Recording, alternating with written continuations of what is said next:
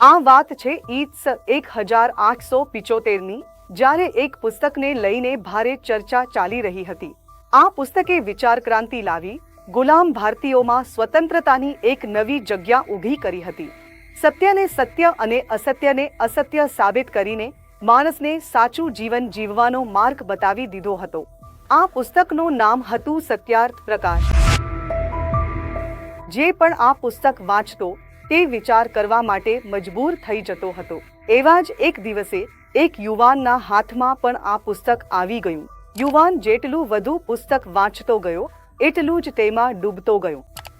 અંતે જ્યારે તેણે આખું પુસ્તક વાંચી લીધું ત્યારે તેણે એવી દિશા બનાવી કે જેના કારણે તે દેશ અને ધર્મનું મહાન ધન બની ગયું.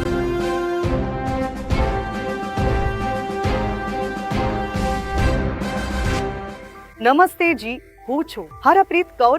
વર્ષ હતું 1855માં પંજાબના હોશિયારપુરની ધરતી પર એક બાળકનો જન્મ થયો. એનું નામ રાખવામાં આવ્યું સર્વદા. આ સર્વદાનો અર્થ છે હંમેશા સત્ય. જ્યારે સર્વદા મોટો થયો ત્યારે તેની જિજ્ઞાસુ મનના કારણે તે ધર્મકર્મના ચક્કરમાં શ્વંતને માનવા લાગ્યો. કુટુંબ કટ્ટર પૌરાણિક હતું, જે પૂજાપાઠને મહત્વ આપતું હતું. સર્વદા પર પરિવારની પરંપરાનો ભાગ બની ગયા. પર એક દિવસ એક અવારા કૂતરો, જેને શ્વાન કહે છે, તે શિવલિંગને ભ્રષ્ટ કરી રહ્યો હતો. સર્વદા એ જોઈ શક્યા નહીં. તેમણે કૂતરાને ત્યાંથી હાંકી કાઢ્યો. પણ આ ઘટનાના પછી તેમનું મન પર વિખેરાઈ ગયું અને તેમણે વેદાંતનો આશ્રય લીધો.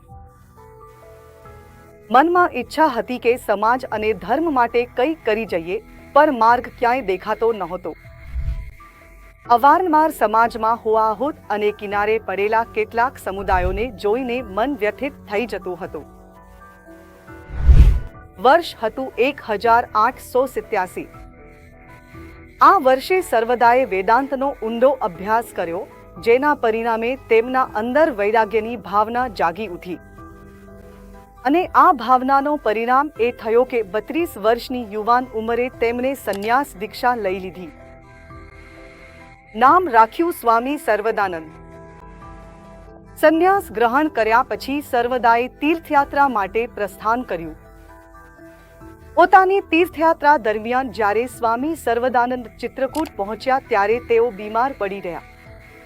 જ્યાં તેઓ રોકાયા હતા તેમના નજીક જ એક યાત્રિક પણ રોકાયો હતો. યાત્રિક સ્વામી દયાનંદ સરસ્વતીજીનો શિષ્ય હતો, અથવા એવું કહો કે તે આર્ય સમાજ અને સ્વામી દયાનંદજીનો અનુયાયી હતો. યાત્રિકને બધા ઠાકુર સાહેબ કહેતા હતા. અત્યારે ઠાકુર સાહેબે વિચારોની માન્યતાઓની કોઈ પરવા કર્યા વિના બીમાર અને વેદાંતી સ્વામી સર્વદાનંદની ખૂબ સેવા કરી. આ સેવા દરમિયાન વિચારોનું આદાન પ્રદાન પર થયું. સ્વામી સર્વદાનંદ હવે સંપૂર્ણપણે સ્વસ્થ થઈ ગયા હતા.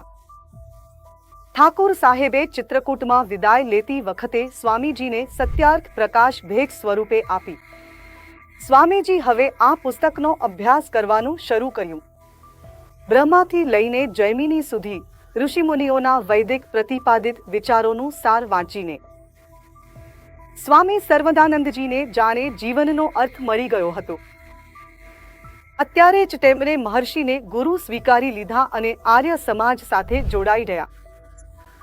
આ રીતે સનાતન ધર્મ અને વેદાંતના એક અગ્રગણ્ય વિદ્વાન આર્ય સમાજી ભક્તની સેવા અને સત્યાર્થ પ્રકાશની આંતરિક મહિમા તથા ગૌરવથી પ્રભાવિત થઈને દયાનંદ અને આર્ય સમાજના ભક્ત બની ગયા. વૈદિક પ્રચાર પ્રસાર માટે પોતાનું જીવન સમર્પિત કરનાર સ્વામી સર્વદાનંદ સરસ્વતીજી પોતાના અનુયાયીઓમાં પોતાના કર્મો, સ્વભાવ અને વિચારોને કારણે શ્રદ્ધાનો વિષય બની ગયા હતા. તેમના પૂર્વજ આયુર્વેદિક અને યુનાની પદ્ધતિના વૈદ્ય હતા. અને સર્વદાનંદજી મહર્ષિ દયાનંદ સરસ્વતીની પ્રેરણા લઈને આર્ય સમાજના પ્રખ્યાત સંન્યાસી બની ગયા. વૈદિક પ્રચાર સાથે તેમણે સામાજિક સુધારણા અને આધ્યાત્મિક જાગૃતિ પર પણ ભાર મૂક્યો. હરદુઆગંજ, અલીગઢમાં તેમણે એક એવા ગુરુકુલની સ્થાપના અને સંચાલન કર્યું જેમાં પંડિત બ્રહ્મદત્ત, જિજ્ઞાસુજી જેવા વિદ્વાન આચાર્યો હતા.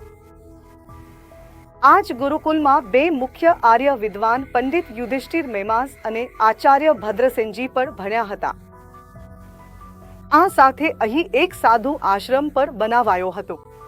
પરંતુ સ્વામી સર્વદાનંદજી હંમેશા પ્રવાસમાં જ રહેતા અને આ જ પ્રવાસ દરમિયાન તેમણે અંતિમ શ્વાસ લીધા. પુસ્તક આર્ય સમાજના રતનમાં સમર્પિત લેખ અનુસાર વર્ષ 1938માં લશ્કરનગરમાં સ્વામીજીએ પોતાની જીવન લીલા પૂર્ણ કરી હતી. આર્ય સમાજ સંસ્થામાં મહર્ષિ દયાનંદ સરસ્વતી દ્વારા રાષ્ટ્ર અને સમાજના કલ્યાણ માટે શરૂ કરાયેલા કાર્યોને અમલમાં મૂકવા માટે સ્વામી સર્વદાનંદ સરસ્વતીજીએ તન, મન અને ધનથી સેવા આપી હતી. પોતાની રચનાઓ, સામાજિક કલ્યાણના કાર્યો અને માનવ સેવા માટેના વિચારો સાથે સ્વામીજી અમર છે.